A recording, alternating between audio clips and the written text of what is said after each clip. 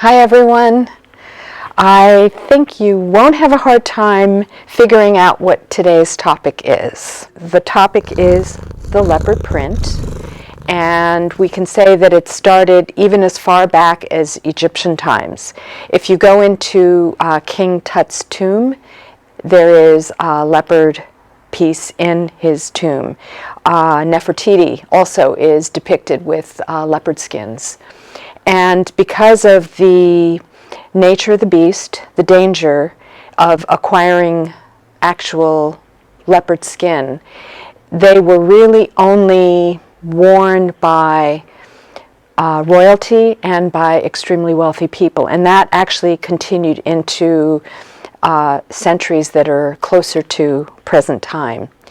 So in the 19th century, early 20th century, when manufacturing became a possibility, creating the print became more available, and that allowed the leopard print to become accessible to all classes of people. A lot of people confuse the various cat prints. I know I do and did, but the thing about the leopard print is it's described as a rosette, and you can see it's not just a dot.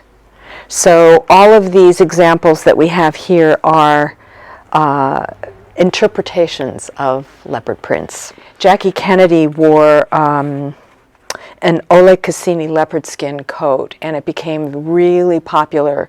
And they claimed that over 250,000 leopards died. So fortunately today, a lot of designers are a lot more conscious about the ecosystem, about animals' lives, and Stella McCartney is really one of the trailblazers in that arena. And many critters have her to thank for still being on this planet. I want to go back to how the leopard print started to snowball into popularity.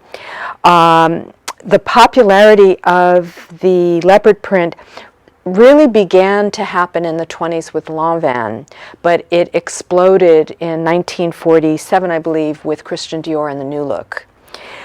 You think about designers that are a little bit more contemporary, like Patrick Kelly, Azzedine Alaia, Norma Kamali, Versace, and even J. Crew, who brought it totally into mainstream and affordability. In the 1950s, the lingerie manufacturer Vanity Fair started using the leopard print in their lingerie, and we actually have this is actually a 1960 silhouette, but this is a great example. It's nylon, and it's really a shift kind of house nightgown. And prior to that, this Scandal bathing suit, which is the leopard print and strategically placed netting, so you can see the side of the wearer, deep cleavage, and a deep cut in the back. So think of Betty Page, who also wore she wore a leopard bikini in some of the photographs that Bunny took of her. I thought that this was a Kamali slip, but it's not. And this is a swirled leopard print. It's a variation on the theme. And staying in the early part, or the second half of the 20th century, this fuzzy-wuzzy faux fur shift is more of an extreme example of the replacement of real fur to fake fur. Fake fur versus the print.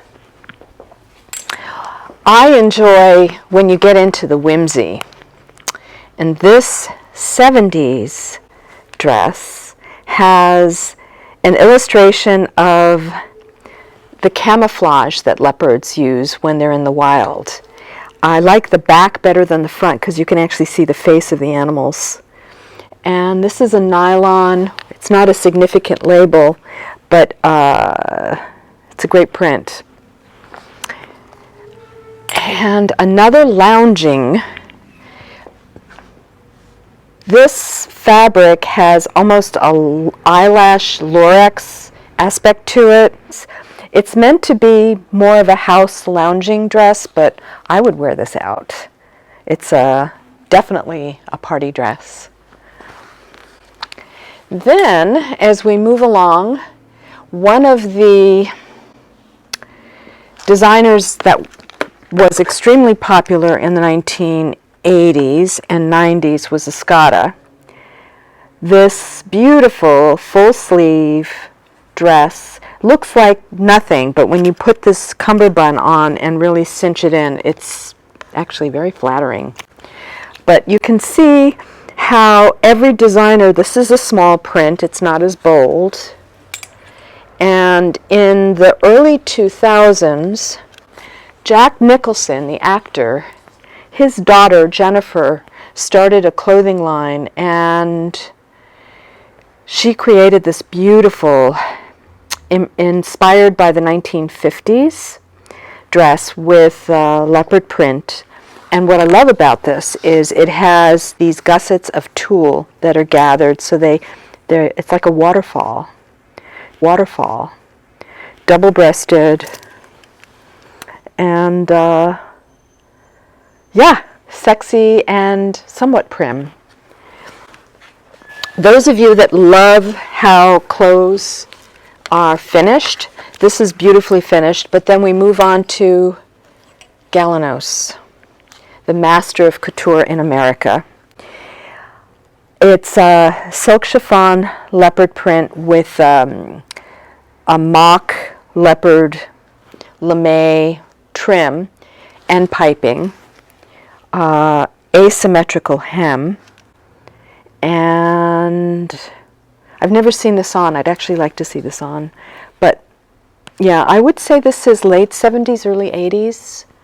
And then we should stay in the 50s, 60s before I move on to things that are a little more modern. This bucket hat, which is fake fur, very plush, and this purse, which is exactly the same fabric, is more than likely early 60s.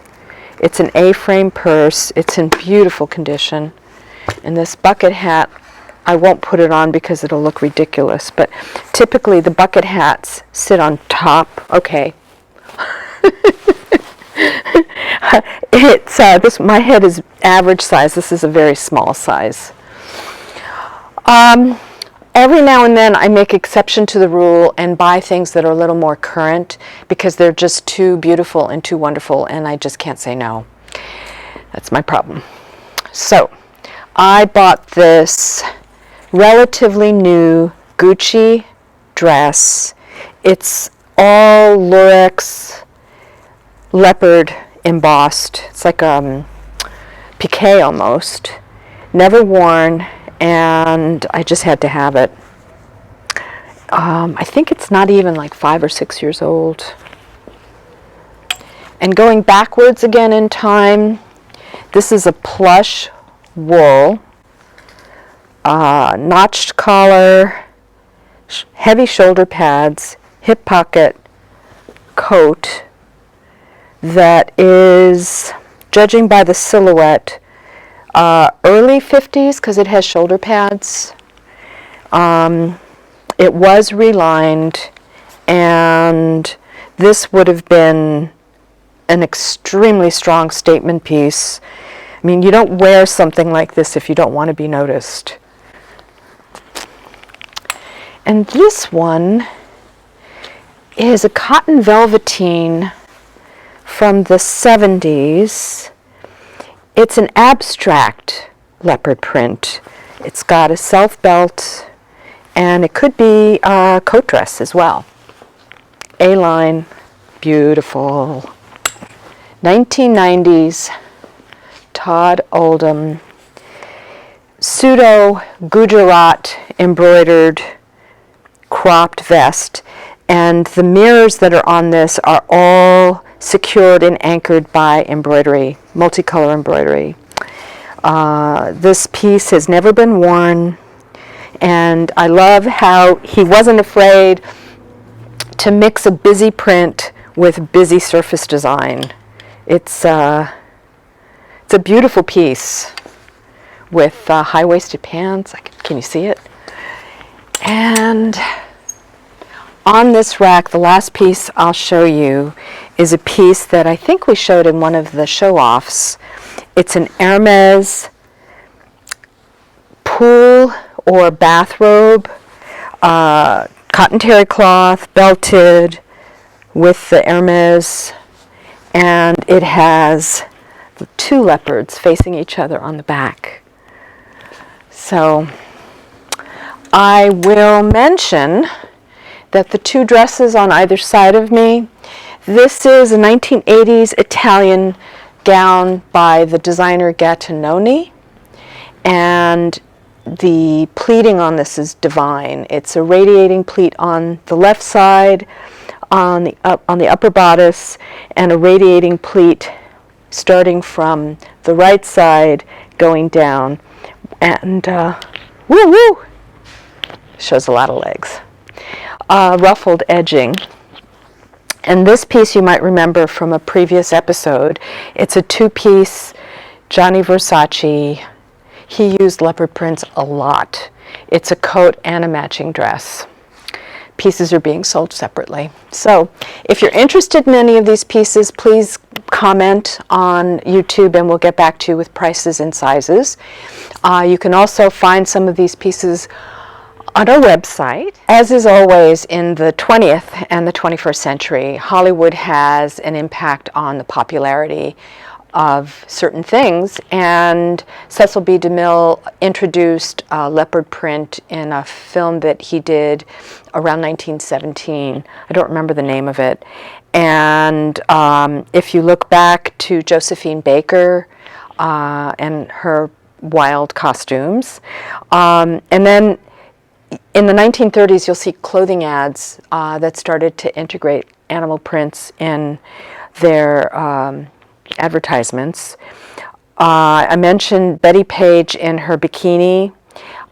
We have Jackie Kennedy, who wore the Oleg Cassini leopard skin coat. That's not Hollywood, but I'm getting there. And most important, in 1973, the Endangered Species Act was signed, and it banned the importation and sale of leopard skin, which meant that leopard print took over. And poaching is still pretty rampant, unfortunately, but there are a lot of organizations that are working on stopping that because the decline of population is pretty serious. So not just Hollywood, but people who are in the spotlight, people like Elizabeth Taylor and Edie Sedgwick, who inspired Bob Dylan's song, Leopard Skin Pillbox Hat. And that was really a strong statement, political statement at the time. Diane von Furstenberg introduced her wrap dress with animal prints, and there was definitely a leopard animal print in that.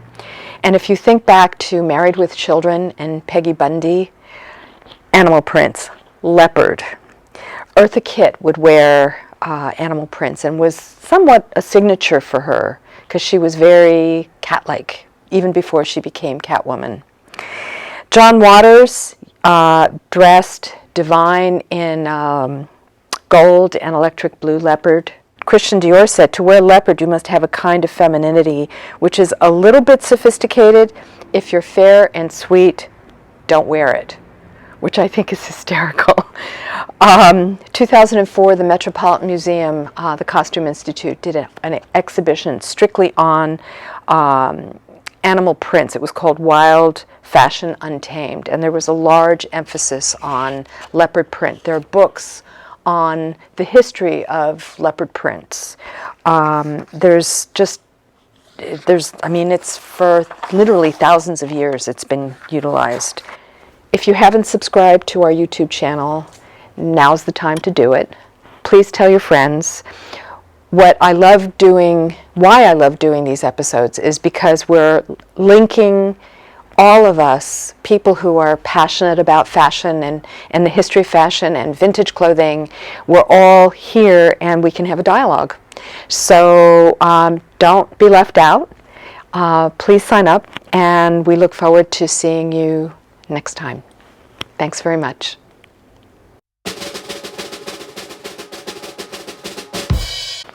And for this week's show off, we have a beautiful stretch velvet leopard print Patrick Kelly sexy mama dress. There was an auction recently, like maybe 3 years ago, where Patrick Kelly's archives were deaccessioned and sold off. So all of these things actually have the Patrick Kelly tag. And if you know anything about Patrick Kelly, he was beloved, he was African American, and he died young. So I feel like his pieces are a good investment, especially when they're iconic like this and in the condition that they're in. This one would definitely turn heads if you wore it into a room. So we love hearing from you.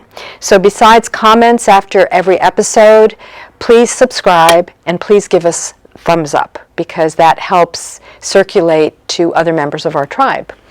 So that's it for now. We look forward to seeing you next time.